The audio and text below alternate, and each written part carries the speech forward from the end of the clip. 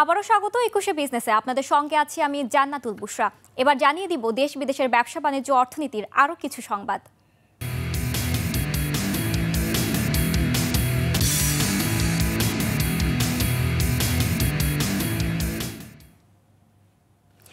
যুক্তরাষ্ট্রকে নতুন করে ১০০ পণ্যের শুল্কমুক্ত সুবিধা দেওয়ায় লাভবান হবে বাংলাদেশ, এ প্রত্যাশা জানিয়েছেন বাণিজ্য উপদেষ্টা শেখ বসির উদ্দিন আহমেদ। বলেন, যুক্তরাষ্ট্রের সাথে বাণিজ্য ঘাটতি কমিয়ে আনতে কাজ করছে সরকার।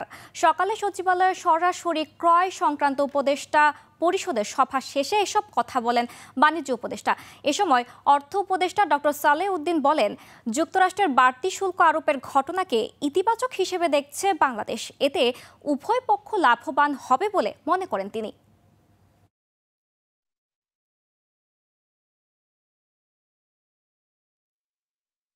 আমরা রেসপন্ড করেছি পজিটিভলি।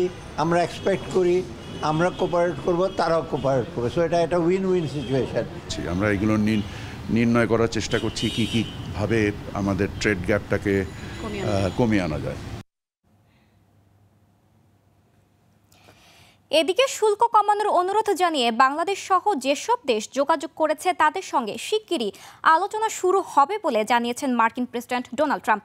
তবে আলোচনা চলার সময় শুল্ক আরোপ স্থগিত থাকবে না বলে সাফ জানান তিনি। একই সঙ্গে যুক্তরাষ্ট্রের বিরুদ্ধে প্রতিশোধমূলক পদক্ষেপ নিলে আরও শুল্ক আরোপের হুমকি দেন ট্রাম্প।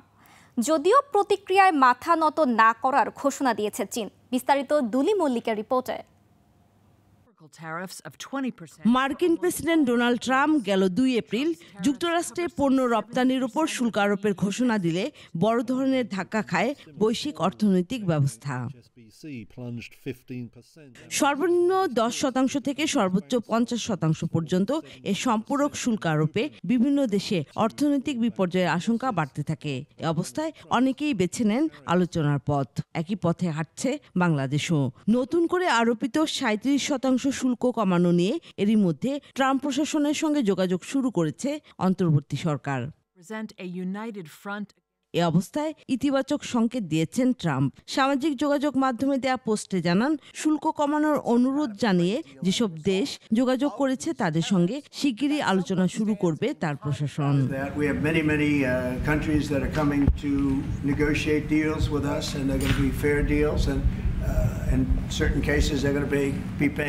পরে হোয়াইট হাউসে এ নিয়ে সাংবাদিকদের বলেন, শুল্ক স্থায়ী হতে পারে, আবার আলোচনারও সুযোগ রয়েছে। আলোচনা চলার সময় শুল্ক আরোপ স্থগিত থাকবে কিনা এমন প্রস্তাব নাকচ করে দেন। একই সঙ্গে প্রতিশোধমূলক পদক্ষেপ নিলে পাল্টা আরো শুল্ক আরোপের হুমকি দেন ট্রাম্প। এ সময় তিনি চীনকে উদ্দেশ্য করে বলেন, ৩৪% শুল্ক প্রত্যাহার না করলে ৯ এপ্রিল থেকে দেশটির উপর অতিরিক্ত ৫০% শুল্ক আরোপ করবেন। প্রতিক্রিয়ায় চীন মার্কিন চাপের কাছে মাথা নত করবে না বলে জানিয়েছে। এদিন ইউরোপীয় ইউনিয়নের দেয়া 0 শুল্ক প্রস্তাব নাকচ করে দেন ট্রাম্প।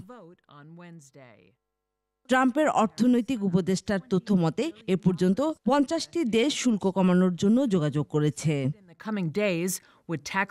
দুলি মল্লিক, ডেস্ক রিপোর্ট, ২১ টেলিভিশন। রেমিটেন্সের পর এবার রপ্তানিতেও বড় প্রবৃদ্ধি হয়েছে বাংলাদেশের। চলতি বছর মার্চে দেশে রপ্তানি আয় এসেছে $৪.25 বিলিয়ন, যা গত বছরের একই সময়ের চেয়ে ১১.৪৪% বেশি।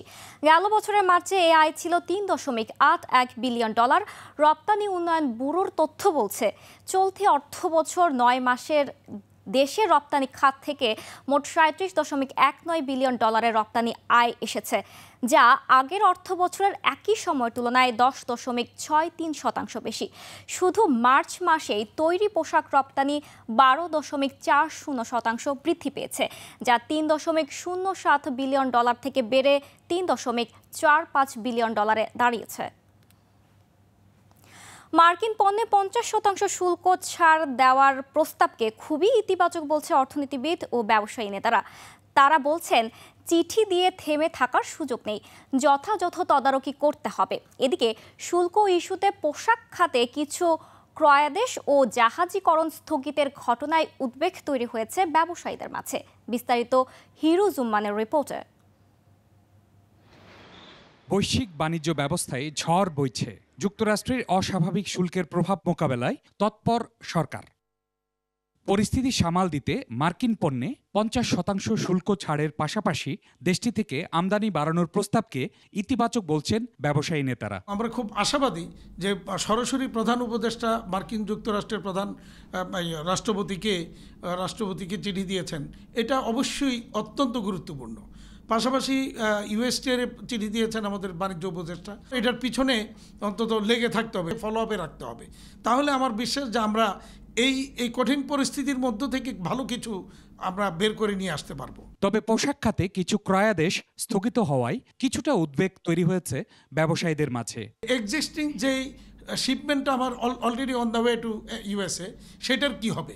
বায়ার যদি যাওয়ার পরে সে এই বিশাল পরিমাণে ট্যাক্স বা ট্যারিফ না দিয়ে যদি মাল রিলিজ করতে না চায়, তাহলে আমরা কিন্তু পেমেন্টটা পাবো না। দ্বিতীয়ত যে অর্ডারগুলো আমাদের হাতে আছে, কাউকে এটাকে স্থগিত করার জন্য বলছে। অর্থনীতিবিদরা বলছেন যুক্তরাষ্ট্র থেকে আমদানি বাড়িয়ে দুই দেশের মধ্যকার বাণিজ্য ঘাটতি কমানো কঠিন হবে না। দুটো বিষয়ের কথা উল্লেখ আছে। একটি হলো যে এই যে তাদের কাছ থেকে যে প্রোডাক্টগুলো ইম্পোর্ট করি, তো সেটার ক্ষেত্রে কিছু কিছু পণ্যের ক্ষেত্রে 50% ট্যারিফ কমাবেন এবং একই সঙ্গে বাংলাদেশ মার্কিন যুক্তরাষ্ট্র থেকে যে সমস্ত পণ্য আমদানি করে সেই আমদানি আরও বাড়াবেন। তো এই যে দুটো বিষয় আমি মনে করি যে এই দুটোই কিন্তু গেম চেঞ্জার হিসেবে কাজ করতে পারে। সংকট উত্তরণে সরকার সঠিক পথেই হাঁটছে বলছেন অর্থনীতিবিদ ও ব্যবসায়ীরা। হিরোজুম্মান, 21 টেলিভিশন, ঢাকা। চৈত্র সংক্রান্তিতে দেশের 3 জেলায় ব্যাংক বন্ধ থাকবে বলে জানিয়েছে বাংলাদেশ ব্যাংক। আগামী 13 এপ্রিল পার্বত্য জেলা রাঙামাটি, খাগড়াছড়ি ও বান্দরবনে ব্যাংকিং কার্যক্রম বন্ধ থাকবে।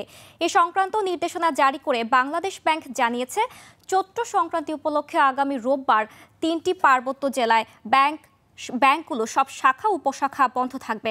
ব্যাংক কোম্পানি আইন 1991 এর 45 ধারার ক্ষমতা বলে এই নির্দেশনা জারি করেছে কেন্দ্রীয় bank.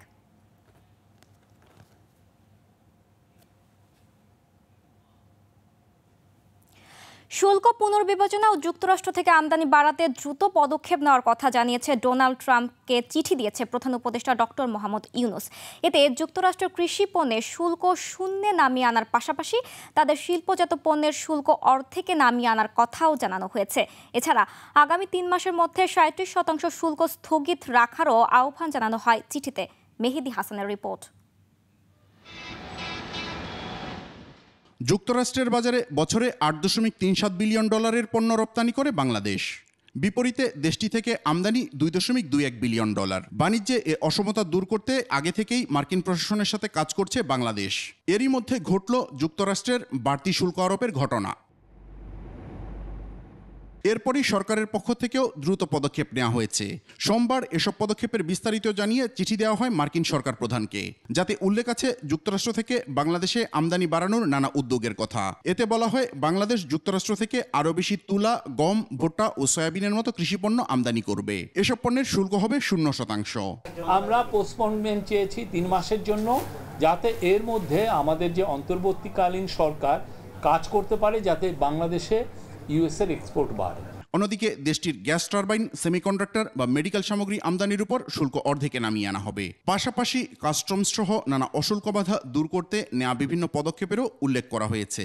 We are eliminating certain testing requirements, rationalising packaging, labelling and certification requirements and undertaking trade facilitation measures such as simplifying custom procedures and standard. চিঠিতে স্টারলিংকের বাংলাদেশে কার্যক্রম শুরু করতে দ্রুত গতিতে যেসব উদ্যোগ নেওয়া হয়েছে সে বিষয়েও উল্লেখ করা হয়েছে। ইউএসএ আমাদের মার্কেট শেয়ার, আমাদের এক্সপোর্ট মার্কেটটা আরও বেটার হবে। মেহেদি হাসান, 21 টেলিভিশন, ঢাকা। এবার এশিয়ার প্রধান শেয়ার বাজারের খবর।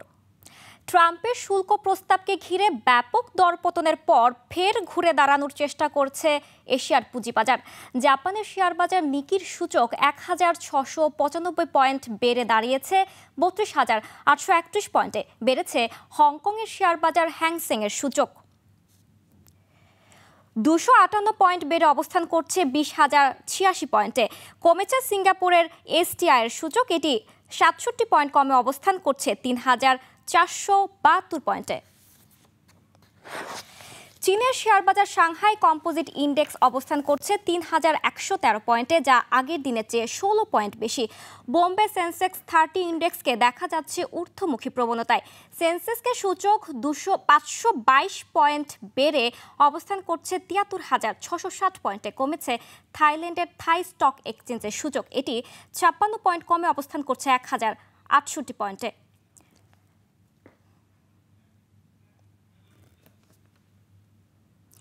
এখন জানিয়ে দিচ্ছে আন্তর্জাতিক বাজারে জ্বালানি তেলের মূল্য পরিস্থিতি। বিশ্ব বাজারে জ্বালানি তেলের দাম বেড়েছে। জুন ২০২৫ সরবরাহ চুক্তিতে ক্রুড অয়েল ব্রেন্ট ব্যারেল প্রতি বিক্রি হচ্ছে ৬৪.৬৪ ডলারে, যা আগের দিনের চেয়ে প্রতি ব্যারেল ০.৪৩ ডলার বেশি। এবার জানাবো আন্তর্জাতিক বাজারে সোনা ও রূপার দাম। আন্তর্জাতিক বাজারে বেড়েছে স্বর্ণের দাম। 22 ক্যারেট প্রতি আউন্স স্বর্ণ বিক্রি হচ্ছে ৩,০১৪ ডলারে, যা আগের দিনের চেয়ে ৩১.৫১ ডলার বেশি। কমেছে রূপার দাম।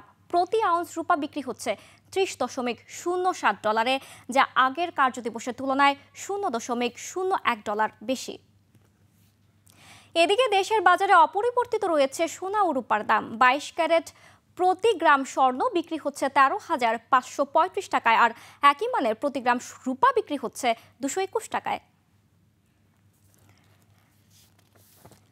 আন্তর্জাতিক বাজারে গম, তুলা ও চিনি, সয়াবিন তেলের বাজার দর। শিকাগো বোর্ড অফ ট্রেড মে ২০২৫ সরবরাহ চুক্তিতে প্রতি বুশেল গমের ভবিষ্যৎ মূল্য দাঁড়িয়েছে ৫৩৪.৫০ সেন্টস, যা গত দিনের চেয়ে ৭ সেন্টস বেশি। আন্তর্জাতিক বাজারে তুলার দাম মে ২০২৫ সরবরাহ চুক্তি অনুযায়ী প্রতি পাউন্ড তুলার মূল্য দাঁড়িয়েছে ৬৫.০৯ সেন্টস, যা গত দিনের চেয়ে ০.৯০ সেন্টস কম। বিশ্ব বাজারে কমেছে চিনির দাম। মে ২০২৫ সরবরাহ চুক্তি অনুযায়ী প্রতি পাউন্ড নাম্বার 11 চিনির মূল্য এখন ১৮.৬৮ সেন্টস, যা এর আগের কার্যদিবসের চেয়ে ০.১৬ সেন্টস কম। বিশ্ব বাজারে কমেছে সয়াবিন তেলের দাম। জুলাই ২০২৫ সরবরাহ চুক্তি অনুযায়ী প্রতি পাউন্ড সয়াবিন তেলের মূল্য এখন ৪৬.০৮ সেন্টস, যা এর আগের কার্যদিবসের চেয়ে ০.৫৭ সেন্টস বেশি। এবার টাকার সঙ্গে প্রধান আন্তর্জাতিক মুদ্রার বিনিময় হার। আন্তঃব্যাংক লেনদেনে আজ ব্যাংকগুলো মার্কিন ডলার কিনেছে ২২১ টাকা ৫০ পয়সায়, বিক্রি করছে ১২২ টাকায়। ব্রিটিশ পাউন্ডের ক্রয় মূল্য ১৫১ টাকা ৭৯ পয়সা এবং বিক্রয় মূল্য ১৬০ টাকা ২৫ পয়সা। ইউরোর ক্রয় মূল্য ১৩১ টাকা ৬০ পয়সা, বিক্রি হচ্ছে ১৩৭ টাকা ৮৪ পয়সা। জাপানি ইয়েন ক্রয় হচ্ছে ৭৮ পয়সা আর বিক্রি হচ্ছে ৮৬ পয়সায়।